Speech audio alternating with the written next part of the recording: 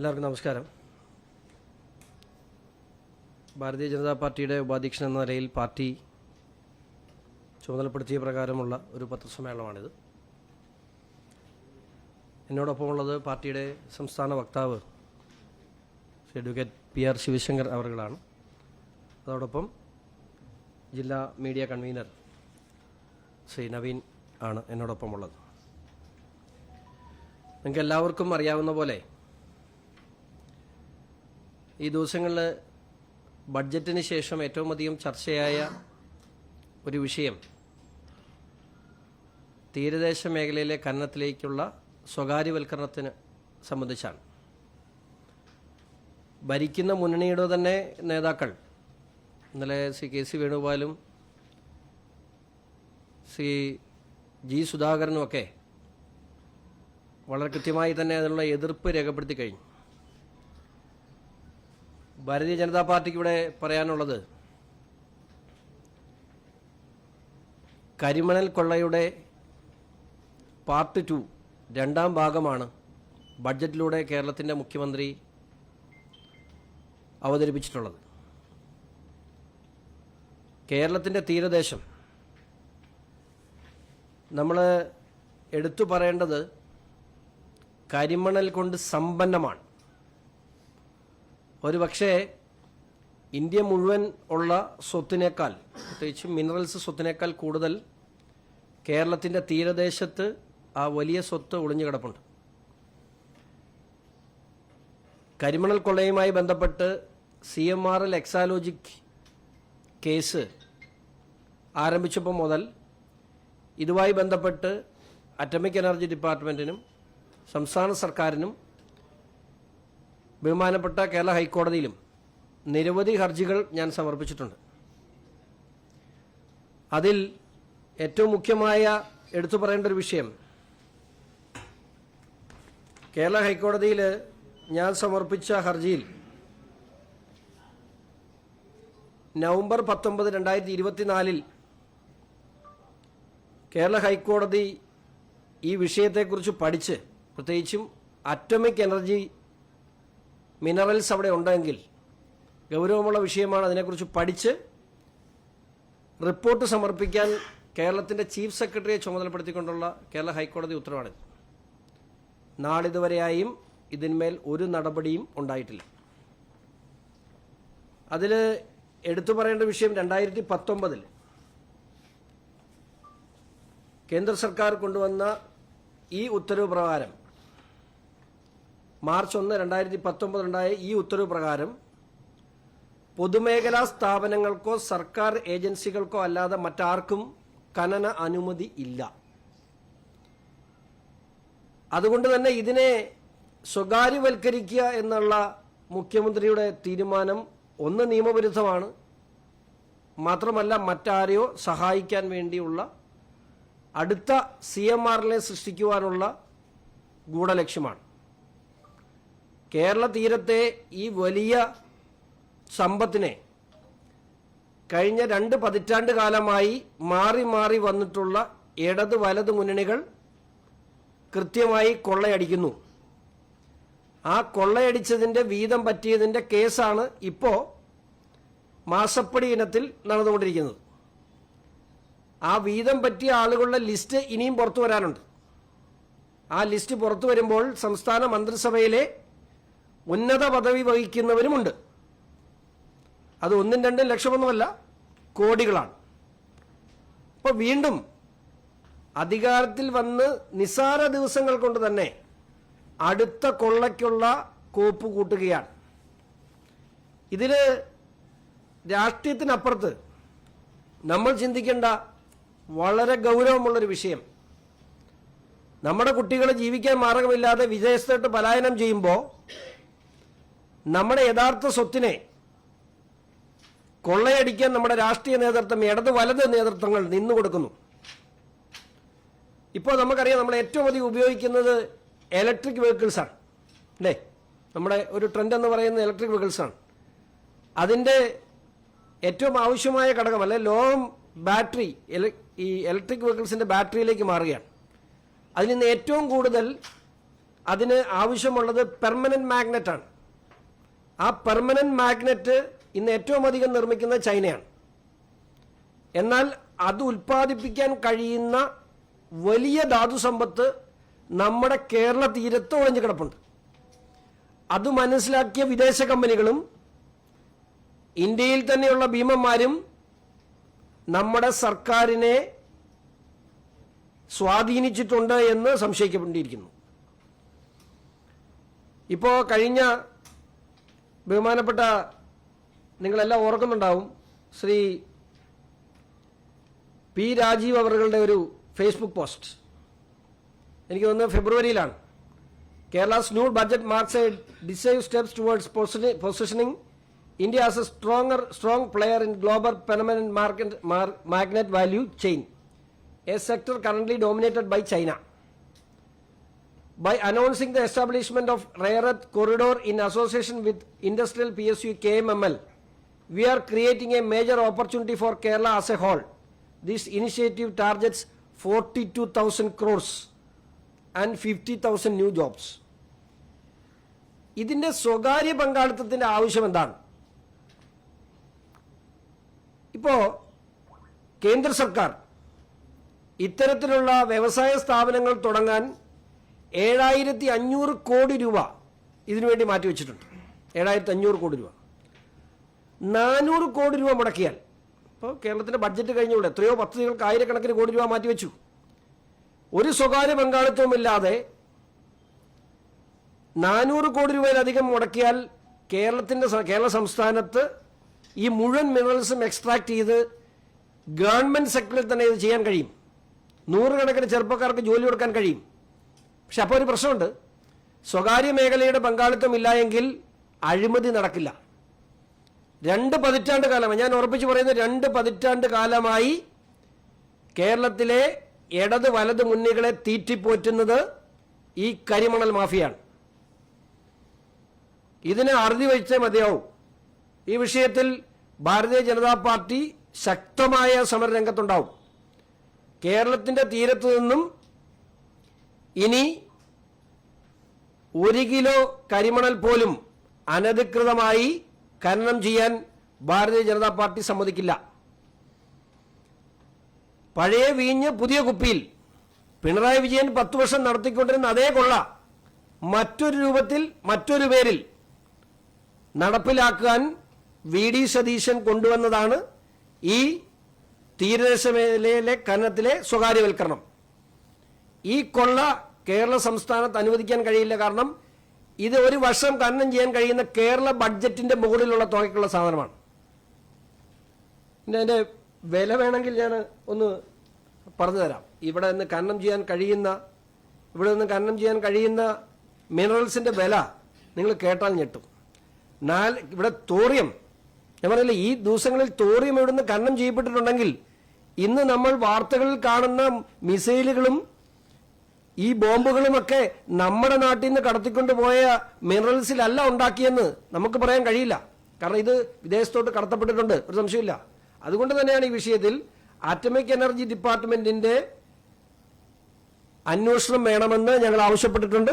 അത് കേരള ഹൈക്കോടതിയിൽ ഈ വിഷയം പരിഗണിക്കുന്നുണ്ട്. എല്ലാത്തിനും CBI അന്വേഷണം പ്രഖ്യാപിച്ച ബഹുമാനപ്പെട്ട മുഖ്യമന്ത്രി ഈ എക്സാലോജിക് CMRL കേസിൽ ഒരു CBI അന്വേഷണം പ്രഖ്യാപിക്കാൻ തയ്യാറാണോ? കാരണം ഇനി അടുത്ത ഘട്ടത്തിൽ EDയുടെ എൻക്വയറി കഴിഞ്ഞാൽ അടുത്ത ഘട്ടത്തിലേക്ക് പോകേണ്ടത് അഴിമതി എന്തുകൊണ്ടുണ്ടായി. ഇതുവരെ നമുക്ക് പൈസ മേടിച്ചു, അല്ലെങ്കിൽ വീണയുടെ കമ്പനി പണം കൈപ്പറ്റി, അല്ലെങ്കിൽ ഇന്ത്യയിലെ നേതാക്കൾ പണം കൈപ്പറ്റി എന്നറിഞ്ഞു. ആ പണം കൈപ്പറ്റിയത് എന്തിനു വേണ്ടിയാണ് എന്നുള്ള ചോദ്യത്തിന്റെ ഉത്തരമാണ് ഞാൻ നിങ്ങളുടെ മുമ്പിൽ ഇന്ന് പറയുന്നത്. ആ ചോദ്യത്തിന്റെ ഉത്തരം ഇതുതന്നെയാണ്. ഈ കരിമണൽ, അതും കോടാനുകോടികൾ വിലയുള്ള ഈ കരിമണൽ കേരളത്തിന്റെ തീരത്ത് നിന്നും കടത്തപ്പെട്ടിരിക്കുന്നു. ആ കടത്തപ്പെട്ടിട്ടുള്ള കരിമണൽ നിയോഡിയം 1 കിലോയ്ക്ക് $180 വിലയുണ്ട്. യൂറോപ്യം 1 കിലോയ്ക്ക് $160 വിലയുണ്ട്. സമരിയം 1 കിലോയ്ക്ക് $60 വിലയുണ്ട്. ഇതെല്ലാം ഇവിടെ നമുക്ക് എക്സ്ട്രാക്ട് ചെയ്യാവുന്നതാണ്. തോറിയം 4.5 കോടി രൂപ വില. ഇതെല്ലാം കേരള തീരത്തു നിന്നും കടത്തപ്പെട്ടിട്ടുണ്ട്. ഇനി ഇത് അനുവദിക്കാൻ കഴിയില്ല. ഇനി അനുവദിക്കാൻ കഴിയുന്നത് മാത്രമല്ല, ഇതിനു മുമ്പ് ഒത്താശ ചെയ്ത് കൊടുത്തവരെല്ലാം ഈ നാട്ടിൽ പുറത്തു വരണം. ഇത് കാട്ടുകൊള്ളയാണ്. ഇത് ഇവിടെ ആ തോട്ടപ്പള്ളിയിൽ തന്നെ ഇതിനെതിരെ ശബ്ദമുയർത്തിയ പല ആളുകളെ കാണാത്തതുണ്ട്, കാണാതെ പോയിട്ടുണ്ട്. നിങ്ങൾ അവിടെ അന്വേഷിച്ചാൽ അറിയാം. 2019 പ്രളയത്തിന് ശേഷം തോട്ടപ്പള്ളി സ്പിൽവേയുടെ മുമ്പിൽ അടിഞ്ഞുകൂടിയിട്ടുള്ള മണൽ നീക്കം ചെയ്യണമെന്ന ദുരന്ത നിവാരണ അതോറിറ്റിയുടെ മറവിൽ, ആ ഉത്തരവിന്റെ മറവിൽ കോടാനുകോടികളാണ് കടത്തിയത്. ഇറിഗേഷൻ വകുപ്പിന്റെ ഒരു ഓർഡറാണ് JC വെച്ച് പൊളിച്ചു മാറ്റാം. ആ മണൽ എവിടെ പോയി? അതെന്താ ചെയ്തേ? ഉത്തരവില്ല. അപ്പോൾ അതേ പരുവത്തിൽ ഞാൻ ഇപ്പോഴും പറയുന്നു, ഞാൻ ഈ ഫെബ്രുവരി മാസം 2-ാം തീയതി ഇത് സംബന്ധിച്ച് ഒരു ടെൻഡർ നടന്നതായിട്ട് അറിയാൻ കഴിഞ്ഞിട്ടുണ്ട്. ആ ബിഡിങ്ങിന്റെ പൂർണ്ണമായ ഒരു വിവരങ്ങളും പുറത്തു വന്നിട്ടില്ല. ഏതൊക്കെ കമ്പനികൾ ആ ബിഡിങ്ങിൽ പങ്കെടുത്തിട്ടുണ്ട്? അതേ കമ്പനി 2 ആഴ്ചയ്ക്ക് മുമ്പ് കരാർ ഒപ്പിട്ടു എന്നും അറിയാൻ കഴിയുന്നു. KMML കീഴിൽ ഈ സർക്കാർ വന്നതിന് ശേഷം ഒപ്പിട്ടിട്ടു എന്നാണ് നമുക്കറിയാൻ കഴിയുന്നത്.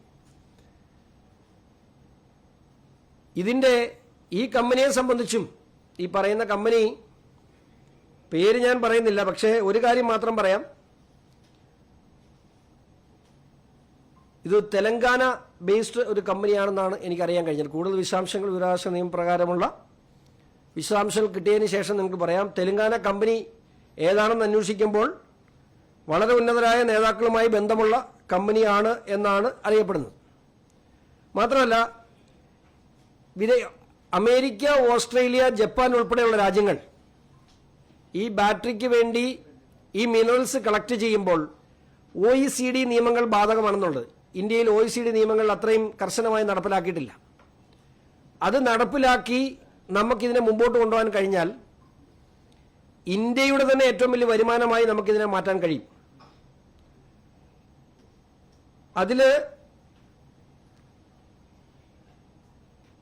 ഇതിലേക്ക് വലിയ രീതിയിൽ KMML ഉൾപ്പെടെ KREL ഉൾപ്പെടെയുള്ള IREL ഉൾപ്പെടെയുള്ള കമ്പനികളെ ഉൾക്കൊള്ളിച്ച് സർക്കാർ മേഖലയിൽ തന്നെ ഈ ഖനനം നടത്തിയാൽ അത് രാജ്യത്തിന് തന്നെ മുതൽക്കൂട്ടായി മാറുമെന്നുള്ള കാര്യം സംശയമില്ല. ഇനി വേറൊരു കാര്യം, ഇവർ ഖനനം നടത്തുന്നതിനുള്ള പ്രശ്നമുണ്ട്. റേഡിയോ ആക്റ്റീവ് സബ്സ്റ്റൻസ് ഉണ്ട് ഇതിനകത്ത്.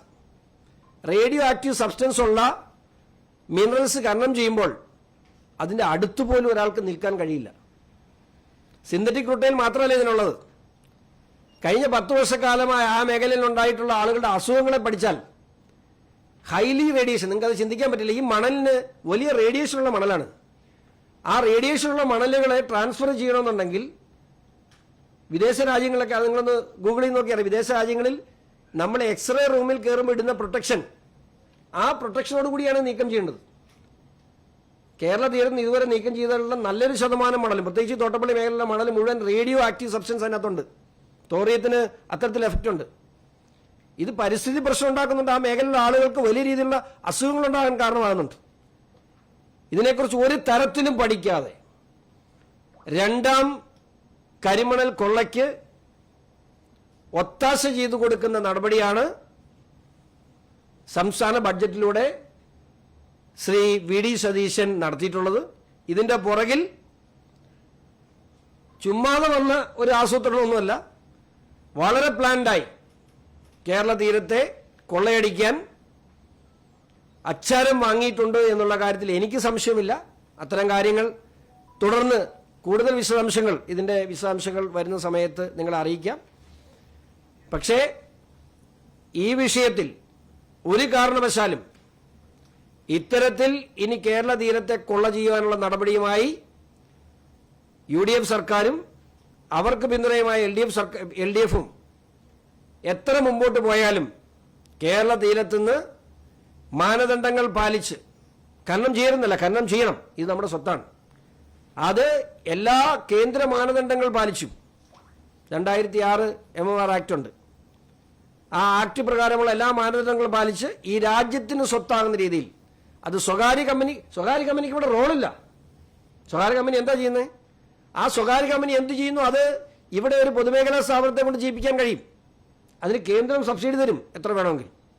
അപ്പോൾ ഇത് ഞാൻ മുമ്പേ പറയില്ല, പഴയ വീഞ്ഞ് പുതിയ കുപ്പിയിലിട്ട് അവതരിപ്പിച്ചിരിക്കുകയാണ്. ഇതിൻ്റെ പുറകിൽ വലിയ കൊള്ളയാണ് ആസൂത്രണം ചെയ്തിട്ടുള്ളത്.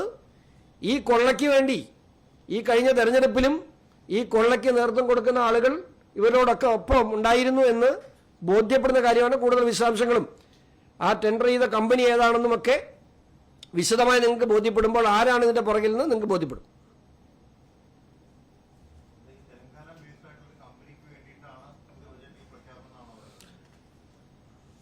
അങ്ങനെ ആ കമ്പനി ടെൻഡർ ഉറപ്പിച്ചിട്ടുണ്ട്, കരാർ ഒപ്പിട്ടിട്ടുണ്ട് എന്നാണ് എനിക്കറിയാൻ കഴിയുന്നത്. വിശദാംശങ്ങൾ പറയാം. തെലങ്കാന ബേസ്ഡ് ആയിട്ടൊരു കമ്പനിയാണ് അതിൻ്റെ പുറകിലുള്ളത് എന്നുള്ളതാണ് എനിക്കറിയാൻ കഴിയുന്ന വിവരങ്ങൾ.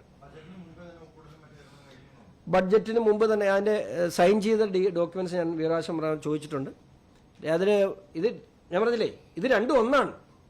ഫെബ്രുവരി മാസത്തിൽ ഇടതുപക്ഷ ഗവൺമെന്റ് കൊണ്ടുവന്ന ആ ടെൻഡർ തുടരുകയാണ്. ആ ടെൻഡർ ഉറപ്പിച്ചത് ഈ കാലത്താണെന്ന് എൻ്റെ വിശ്വാസം. അതിൻ്റെ എന്ന് ഉറപ്പിച്ചിട്ടുണ്ട്, ആ കമ്പനിയുടെ പേരെന്ത് എന്നാണേലും ഒരു കാര്യം ഉറപ്പാണ്, ഇതൊരു തെലങ്കാന ബേസ്ഡ് കമ്പനിയാണ്. അതിൻ്റെ പേര് ഞാൻ പറയുന്നില്ല, അത് പുറകെ നിങ്ങൾ അറിയും, പേടിക്കണ്ട. നിങ്ങൾ തന്നെ അത് ഇനി ബാക്കി നിങ്ങൾ അന്വേഷിച്ചു.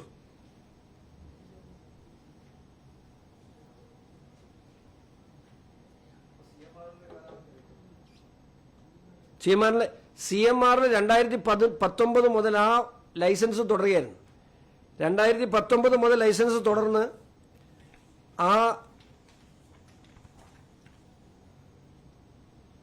ഈ ഓർഡർ പ്രകാരമാണ് അത് ക്യാൻസൽ ചെയ്തത്. 18/12/2023 2023 ഡിസംബർ മാസം 13-ാം തീയതി എൻ്റെ റിട്ടിൽ ഈ പരാമർശം വന്നു. ഹൈക്കോടതി വിശദീകരണം ചോദിച്ചപ്പോൾ 5 ദിവസം കഴിഞ്ഞ് 18-ാം തീയതിയാണ് ഈ ഓർഡർ, സർക്കാർ ഓർഡർ ഇറങ്ങി CMRLന്റെ ആ ലൈസൻസ് ക്യാൻസൽ ചെയ്തത്. അത് കഴിഞ്ഞ് അത് വീണ്ടും ഓൾട്ടർ ചെയ്ത് 27-ാം തീയതി രണ്ടാമതൊരു ജിയോ കൂടെ ഇറക്കിയിട്ടുണ്ട്. അതിന് ആ ലൈസൻസ് ക്യാൻസൽ ചെയ്തുകൊണ്ട് ഞാൻ റിട്ട് കൊടുത്തതിന് ശേഷം 5 ദിവസം കഴിഞ്ഞു.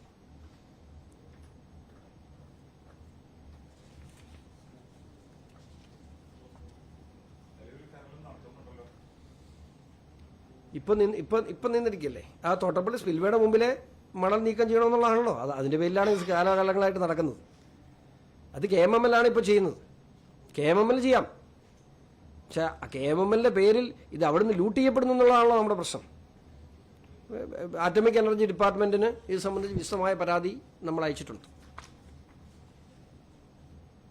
ബഹുമാനപ്പെട്ട പ്രധാനമന്ത്രിയുടെ കീഴിലാണ് ആറ്റമിക് എനർജി ഡിപ്പാർട്ട്മെന്റ്. അദ്ദേഹത്തിനും ഇത് സംബന്ധിച്ച് വിശദമായ പരാതി നൽകിയിട്ടുണ്ട്. ടെൻഡർ നിലനിൽക്കാൻ പാടില്ല. അത് ഇവർ സാധാരണ ചെയ്യുന്നത് ഇപ്പം നിൽക്കുന്ന കരാർ ആരുമായിട്ടാണ്? KMMLുമായിട്ടാണ്. രണ്ടാമതുള്ള IRELുമായിട്ടാണ്. അവിടുന്ന് സബ് കൊടുപ്പിക്കും. സബ് കൊടുത്തിട്ട് ഖനനത്തിന് മാത്രമായി സബ് ഉണ്ട്. ഈ ഖനനം ചെയ്യുന്ന മണലിന് കണക്കില്ല. ഇപ്പോൾ 23 ലക്ഷം m³ കഴിഞ്ഞ പ്രാവശ്യം പറഞ്ഞിട്ടുള്ളത്. എപ്പോൾ വിളിച്ച് ഇറിഗേഷൻ വകുപ്പിനോട് ചോദിച്ചാൽ ഈ 23 ലക്ഷം ആകല. 23 ലക്ഷം 2,30,000 സോറി 2,30,000 ക്യൂബിക് മീറ്റർ ആണ് ഈ ഇറിഗേഷൻ വകുപ്പ് ടെൻഡർ ചെയ്യുമെന്ന് പറയുന്നത്. നിങ്ങളിപ്പോൾ വിളിച്ച് ചോദിച്ചു 1,80,000 ആയുള്ളൂ പറയും. ഇനി ഒരു 3 മാസം കഴിഞ്ഞ് ചോദിച്ചാൽ 1,90,000 ആയുള്ളൂ പറയും. ഒരിക്കലും ഈ ക്യൂബിക് തികയില്ല. ഇത് പൊക്കോണ്ടിരേ ഇരിക്കുകയല്ലേ.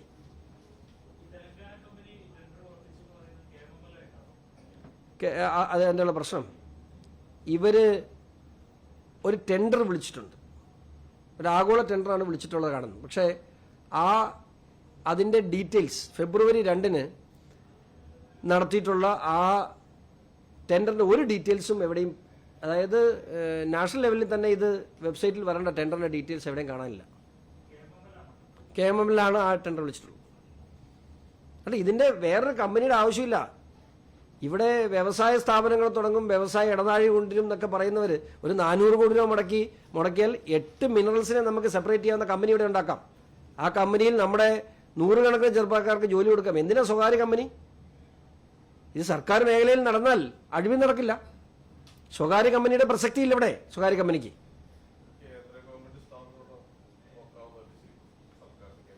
അല്ല, തീർച്ചയായിട്ടും നമ്മളത് അതിനുള്ള ഇത് അല്ല, നാഷണൽ ലെവലിൽ മിനറൽ പോളിസിയും ഇതുമെല്ലാം ഫോം ചെയ്ത് വരുന്നുണ്ടെന്നാണ് എനിക്ക് പഠിച്ചപ്പം അറിയാൻ കഴിഞ്ഞിട്ടുള്ളത്.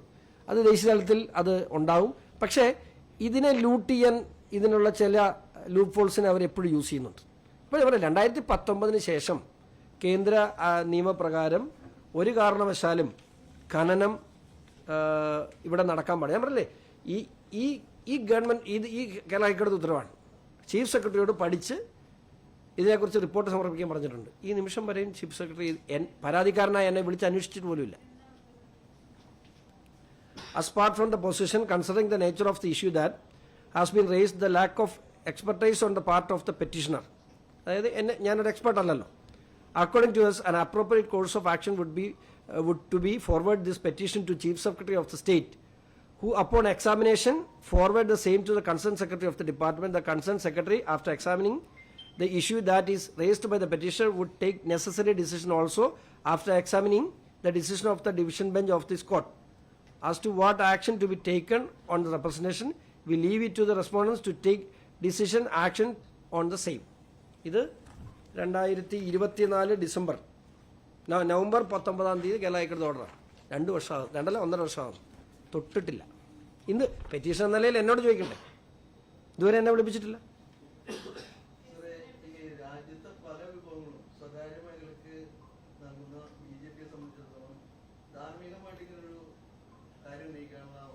ഇത് ദേശസുരക്ഷയെ ബാധിക്കുന്നൊരു വിഷയമാണ്.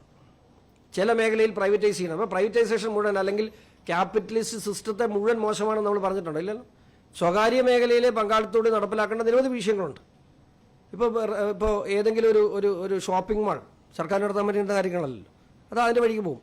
ഞാൻ പറഞ്ഞത് പ്രൈവറ്റൈസേഷൻ നടത്തേണ്ട മേഖലയിൽ നടത്തണം. പക്ഷേ ഇത് എന്ന് പറയുന്നത് നമ്മളെ സംബന്ധിച്ചിടത്തോളം നമ്മുടെ ദേശസുരക്ഷയെ ബാധിക്കുന്ന വിഷയമാണ്. ആറ്റമിക് എനർജി എന്ന് പറയുന്നത് ഞാൻ പറഞ്ഞില്ലേ, സ്റ്റിൽ കേരളത്തിൽ നിന്ന് കടത്തപ്പെട്ടിട്ടുള്ള ഈ ഇലുമിനേറ്റിൽ തോറിയം കണ്ടന്റ് ഉണ്ടായിരുന്നു. ഇത് വിദേശത്തോട്ട് എക്സ്പോർട്ട് ചെയ്യുന്നുള്ള കാര്യത്തിൽ CMRന്റെ സ്റ്റേറ്റ്മെന്റുണ്ട്. അവിടെ നിന്ന് നമ്മുടെ കേരളത്തിൽ നിന്നും പോയിട്ടുള്ള മിനറൽസ് ആണോ ഇപ്പോൾ ഈ ഇറാനിലും ഇസ്രായേലിലും ഒക്കെ ബോംബിട്ട് കളിക്കുന്നതെന്ന് എനിക്ക് സംശയമുണ്ട്.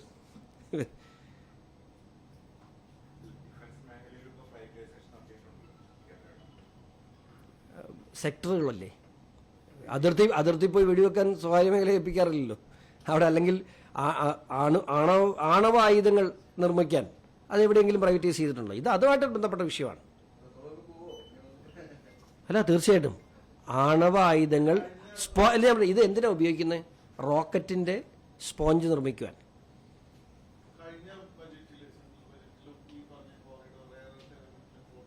ചെയ്യണം, കേന്ദ്ര ഗവൺമെന്റ് ചെയ്യണം. അല്ല, കേന്ദ്ര ഗവൺമെന്റ് ഈ ഖനനം ചെയ്യണമെന്ന് തന്നെയാണ് പറയുന്നത്. ഈ ഖനനം കേന്ദ്ര ഗവൺമെന്റ് നേതൃത്വത്തിൽ ചെയ്യുക തന്നെ ചെയ്യണം. സംസ്ഥാനത്തിന്റെ വരുമാനം ഉണ്ടാവും. പക്ഷെ ഈ സ്വകാര്യ പങ്കാളിത്തം എന്തിനാണ്? അല്ല, ഏത് മേഖലയാണ്? റെയർ എർത്ത് എലമെന്റ്സിന്റെ സാന്നിധ്യങ്ങളിൽ. അത് ഇതിന്റെ ഏത് ഘട്ടത്തിലാണ്? ഇപ്പൊ കേന്ദ്ര നയം മാറ്റി. ഇപ്പൊ 2019 പ്രകാരമുള്ള നിയമം വെച്ചാൽ കുഴപ്പമില്ല. കേന്ദ്ര നയത്തിൽ ഇതിനകത്ത് ഇപ്പോൾ അന്താരാഷ്ട്ര തലത്തിൽ ഒരു വളരെ സോഫിസ്റ്റിക്കേറ്റഡ് ആയിട്ടുള്ള ടെക്നോളജി ആവശ്യമുണ്ട്. ആ ടെക്നോളജി ഇപ്പോൾ പിണറായി വിജയൻ നെതർലൻഡിൽ പോയപ്പോൾ അവിടെയുള്ളൊരു വലിയ ഈ മിനറൽ ഭീമനുമായി ചർച്ച നടത്തി. ഞാനിതിനു മുമ്പ് പറഞ്ഞൊരു കാര്യമാണ്. അവരാണ് ഓഫ് ഷോർ മൈനിങ്ങിലെ ലോകത്തെ ഏറ്റവും വലിയ ഭീമന്മാർ. നമുക്കില്ലാത്ത ടെക്നോളജികളെ ഓപ്റ്റ് ചെയ്യാൻ സ്വാഭാവികമായും കേന്ദ്ര സംസ്ഥാന സർക്കാരുകൾ ഇതിനൊന്നും ഓപ്റ്റ് ചെയ്യുന്നതിന് തെറ്റൊന്നുമില്ല. കേരള സർക്കാരും പ്രൈവറ്റൈസ് ചെയ്യുന്നതിന് കുഴപ്പമൊന്നുമില്ല. അല്ലെങ്കിൽ പ്രൈവറ്റ് മേഖലയിൽ നിന്ന് സഹായങ്ങൾ കൈപ്പറ്റി. ഇപ്പോൾ നമ്മളൊരു പൊതുമേഖലാ സ്ഥാപനം ക്രിയേറ്റ് ചെയ്ത് അവിടെ ഒരു ഫാക്ടറി 100% പ്രൈവറ്റ് സ്ഥാപനങ്ങളെയും വിദേശ കമ്പനികളുടെ ഒക്കെ സഹായം അവിടെ ആവശ്യമുണ്ട്. അതല്ല തെറ്റ്. ഇത് തീരെഴുതി കൊടുക്കുന്നതാണ് തെറ്റ്. അവിടെയാണ് പ്രശ്നം. ഇവന് എല്ലാ തരത്തിലും ആഗോള ഭീമന്മാരെല്ലാം ഇത്തരത്തിൽ പ്രൈവറ്റ് കമ്പനികളാണ്. അവരൊക്കെ കടന്നു വരും, സ്വാഭാവികമായിട്ടും വരും. അതല്ല തെറ്റ്. പക്ഷെ അതിന് ഈ 365 രൂപ ഇപ്പം ഇലുമിനേറ്റ് എടുത്തുകൊണ്ട് പോകുന്നതിന് സർക്കാരിന് കിട്ടിയത് 365 രൂപയാണ്. ഒരു കിലോയ്ക്ക് ഒരു M3 14,500 രൂപ വിലയുള്ള സാധനമാണ് 365 രൂപയ്ക്ക് 2019 മുതൽ എടുത്തുകൊണ്ട് പോകുന്നത്. ഇറിഗേഷൻ വകുപ്പിൻ്റെ ഒരു ചുമ്മാ ഒരു ഓർഡർ. ചോദിക്കാനും പറയാനും ആരുമില്ല.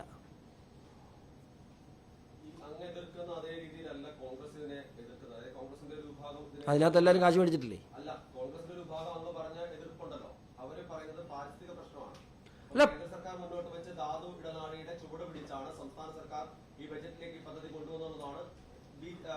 ആരോപിക്കുന്നത്. അപ്പോൾ അങ്ങ് പറയുന്നത് സ്വകാര്യവൽക്കരിക്കുന്നതിന്റെ പ്രശ്നമാണ് പറയുന്നത് പ്രധാനമായും. മറുവശത്ത് മറ്റവർ പറയുന്നത് പാരിസ്ഥിതിക പ്രശ്നമാണ്. ഇപ്പോൾ BM സുധീരനാണെങ്കിലും. അപ്പൊ അതിനെ എങ്ങനെയാണ് ഇതിനെ മുന്നോട്ട് കൊണ്ടുപോകുന്നത്? ഇപ്പോൾ ആറാട്ടുപുഴ പഞ്ചായത്ത് ഇല്ലാതായിപ്പോയി. 19 വാർഡുണ്ടായിരുന്ന ആ പഞ്ചായത്തിൽ ഇപ്പോൾ ഒരു വാർഡ് നിലവിലുള്ള അത്ര അതിനുള്ള സൈസുള്ളതെന്നാണ് പറയുന്നത്. നിങ്ങളെല്ലാം അവിടെ പോയിട്ടുണ്ടാവും. ഈ ഖനനം നടക്കുമ്പോൾ ഒരു തൊട്ടി അവിടുന്ന് മാറിയാൽ ഒരു തൊട്ടി തിരിച്ചിടണമെന്നാണ്. അതവിടെ നടക്കുന്നില്ല. 100% ശ്രീ ജി സുധാകരൻ പറഞ്ഞ അഭിപ്രായത്തോട് ഞാൻ അങ്ങേറ്റം യോജിക്കുകയാണ്. കാരണം അല്ലെങ്കിൽ നമ്മുടെ തീരദേശമേ ഇല്ലാതാവും. ഇപ്പോൾ അവിടെ ഒരു 4-5 പഞ്ചായത്തുകൾ, ആറാട്ടുപുഴ, അമ്പലപ്പുഴ ഉൾപ്പെടെയുള്ള തോട്ടപ്പള്ളി, ഈ പ്രദേശങ്ങളിലെ കടൽ 1-2 കിലോമീറ്റർ അകത്ത് കയറി അല്ലേ. അത് ഖനനം നടക്കുന്ന കേന്ദ്ര 2016 ആക്ട് ഒന്ന് വായിച്ചാൽ ആ ആക്ട് പ്രകാരം നടത്തിയാൽ ഒരു തീരദേശ ശോഷണം ഉണ്ടാവില്ല. കാരണം അവിടുന്ന് എന്തെടുത്തോ അതിനെ കൃത്യമായി തിരിച്ചവിടെ പ്ലേസ് ചെയ്യണം. അപ്പോൾ ഇതൊന്നും ഇല്ലാതെ ഇപ്പം നടക്കുന്നേ. അതല്ല അവരും പറയുന്നൊരു പ്രശ്നം. ഇത് ഈ പ്രിക്കോഷൻസ് ഒന്നും ഇല്ലാതെ നടക്കുന്ന അവിടെയുള്ള ആളുകളെ ഇന്ന് വരെ സംസ്ഥാനത്ത് നിന്ന് ഈ ഖനനം നടക്കുന്നതല്ലാതെ ആ മേഖലയിൽ ആരെങ്കിലും പുനരധിവസിപ്പിച്ചിട്ടുണ്ടോ? മാന്യമായി അവരെ റീലൊക്കേറ്റ് ചെയ്യാനുള്ള നടപടി സ്വീകരിക്കണം. അത് ചെയ്തിട്ടില്ല. ഈ തീരദേശത്തിൻ്റെ ശോഷണം നടക്കുന്നതിനെക്കുറിച്ച് ഇത് വാരിക്കൊണ്ട് പോകുന്നല്ലാതെ തിരിച്ചൊരു കൊട്ട മണൽ അവിടെ ഇട്ടിട്ടുണ്ടോ? ഇല്ല. അപ്പോൾ അദ്ദേഹം പറഞ്ഞതിൻ്റെ ഒരു വശം പാരിസ്ഥിതിക പ്രശ്നം അവിടെ ഉണ്ട്. ആ പാരിസ്ഥിതിക പ്രശ്നത്തോടൊപ്പം തന്നെ രാജ്യസുരക്ഷാ പ്രശ്നം അവിടെ ഉണ്ട്. ഇത് ഖനനം ചെയ്യുക തന്നെ ചെയ്യണം. കാരണം ഇത് ഗൾഫിന് പെട്രോൾ, ഞാൻ എപ്പോഴും പറയാറുണ്ട്, ഗൾഫിന് പെട്രോൾ എങ്ങനെയാണ് അതിനേക്കാൾ വലുതാണ്. കാരണം പെട്രോളിൻ്റെ കാലഘട്ടം കഴിയുകയാണ്. ഇനി മിനറൽസിൻ്റെ ലോകത്തേക്ക് പോവാണ്. ആ മിനറൽസ് ചൈനയെ കോമ്പറ്റ് ചെയ്യാൻ പറ്റുന്ന രീതിയിൽ നമുക്കിവിടെ ഉണ്ട്. അത് വേണ്ടെന്ന് വെക്കണം. അത് വേണ്ടെന്ന് വെക്കണ്ട. അത് രാജ്യത്തിൻ്റെ സ്വത്താണ്. 5-6 ലക്ഷം കടത്തിൽ നിൽക്കുന്ന സംസ്ഥാന സർക്കാരിനെ സംബന്ധിച്ചിടത്തോളം നമ്മുടെ ആനുവൽ ബഡ്ജറ്റിൻ്റെ മുകളിൽ ഒരു വർഷം ഇൻകം ഉണ്ടാക്കാൻ കഴിയും. ഇതിൽ നിന്ന് മാത്രം നമ്മുടെ ആനുവൽ ബഡ്ജറ്റിൻ്റെ മുകളിൽ ഒരു വർഷം ഇൻകം ഉണ്ടാക്കാൻ കഴിയും ഈ കരിമണൽ കൃത്യമായി പ്രോസസ് ചെയ്ത് വിറ്റാൽ. അപ്പം അതിന് ആ തീരദേശം സംരക്ഷിക്കുകയും അവിടുത്തെ ജനങ്ങളെ സംരക്ഷിക്കുകയും ചെയ്യണം. ഈ സർക്കാർ വന്നിട്ട് ഒരു മാസമേ ആവുന്നുള്ളൂ. പക്ഷേ രണ്ടാമത്തെ പ്രധാനപ്പെട്ട അഴിമതി ആരോപണമാണ് സർക്കാരിനെതിരെ ഇപ്പോൾ ഉയരുന്നത്. ഒന്ന് മദ്യവുമായി ബന്ധപ്പെട്ട ഈ 2 കാര്യങ്ങൾ. അപ്പോൾ ഇതിന് മുൻപെടുത്ത നിലപാടിൽ നിന്ന് വിരുദ്ധമായി ബജറ്റിലൂടെയാണെങ്കിലും വ്യത്യസ്തമായ വിരുദ്ധമായ നിലപാട് കുത്തിക്കേറ്റിട്ടുണ്ട്. പറഞ്ഞുകൊണ്ട് വിരുദ്ധമായ സമീപനം സ്വീകരിച്ചല്ലേ മുന്നോട്ട് പോകും. എന്തെങ്കിലും അത് പാർട്ടി ഇന്ന് നിയമസഭയിലും പറഞ്ഞൊരു കാര്യമാണ്. പിണറായി വിജയൻ എന്ന് പറയുന്ന പഴയ വീഞ്ഞ് VD സതീശൻ എന്ന് പറയുന്ന പുതിയ കുപ്പിയിൽ വിളമ്പിയതൊഴിച്ചാൽ മദ്യനയത്തിൽ VD സതീശൻ പറഞ്ഞെന്താണ്? ഇതേ കരിമണൽ കൊള്ളയിലെ കാര്യത്തിൽ VD സതീശൻ പറഞ്ഞെന്താണ്? അപ്പോൾ അത് അതേപടി തുടരുന്നു. മാത്രമല്ല ഈ മദ്യനയത്തിൻ്റെ പുറകിൽ ആരാണ്? വീര്യം കുറഞ്ഞ മദ്യം ഉൽപ്പാദിപ്പിക്കുന്ന സൗത്ത് ഇന്ത്യയിലെ ഏറ്റവും വലിയ കമ്പനിയും ആ കമ്പനിയുമായി ബന്ധപ്പെട്ട കോൺഗ്രസ് നേതാക്കളുടെ സാന്നിധ്യവും, ഞാനത് ആരോപണമായിട്ട് എനിക്ക് നിങ്ങളൊന്ന് പഠിച്ചാൽ മതി, നിങ്ങൾക്കറിയാം. മനസ്സിലായില്ലേ? അതിനകത്തൊക്കെ വളരെ ഇതൊക്കെ പുറത്തു വരും, പേടിക്കണ്ട, ഇതെല്ലാം പുറത്തു വരും. ഈ ഞാനൊരു കാര്യം പറയാം, കേരളത്തിന് ഏറ്റവും അത്യാവശ്യമുള്ള കാര്യമാണോ പുതിയ ഈ വില കുറഞ്ഞ മദ്യം വയ്ക്കാൻ? കാരണം തെരഞ്ഞെടുപ്പിന് അവരുടെയൊക്കെ കയ്യിൽ നിന്നും എന്തെങ്കിലുമൊക്കെ പറ്റിയിട്ടുണ്ടെങ്കിൽ അവരോടൊക്കെ ആത്മാർത്ഥത ഉടനെ തിരിച്ചു കാണിച്ചില്ലേ അവരൊക്കെ പ്രശ്നം ഉണ്ടാക്കും. 5-6 മാസം കഴിഞ്ഞാൽ 1 വർഷം കഴിഞ്ഞാണ് ഈ മദ്യനയം കൊണ്ടുവരുന്നെങ്കിൽ നമുക്ക് അത്ര സംശയിക്കേണ്ട. ഈ തെരഞ്ഞെടുപ്പിൻ്റെ ഫണ്ട്, കോൺഗ്രസ് പാർട്ടിയുടെ തെരഞ്ഞെടുപ്പ് ഫണ്ടും ഇപ്പോൾ ഉയർന്നു വന്നിട്ടുള്ള ആരോപണങ്ങളുമായി നല്ല ബന്ധമുണ്ട്. ആ ബന്ധങ്ങൾ ഭാവിയിൽ BJP നിങ്ങളുടെ മുമ്പിൽ എത്തിക്കും. എല്ലാവരും ചിരിക്കുന്നുണ്ട്, എല്ലാവർക്കും കാര്യം മനസ്സിലായി ആരാണ് പ്രതിയെന്നും ആരാണ് ഈ വില കുറഞ്ഞ മദ്യത്തിൻ്റെ. നിങ്ങൾക്കറിയാം, അത് സൗത്ത് ഇന്ത്യയിൽ ഏറ്റവും പ്രമുഖരായ ഒരു ഗ്രൂപ്പാണ് ആ വില കുറഞ്ഞ മദ്യത്തിൻ്റെ പുറകിൽ. അതും കോൺഗ്രസുമായിട്ട് നല്ല ബന്ധമുണ്ട്. കൂടുതൽ വാർത്തകൾക്ക് News 18 Keralam YouTube channel subscribe ചെയ്യുക.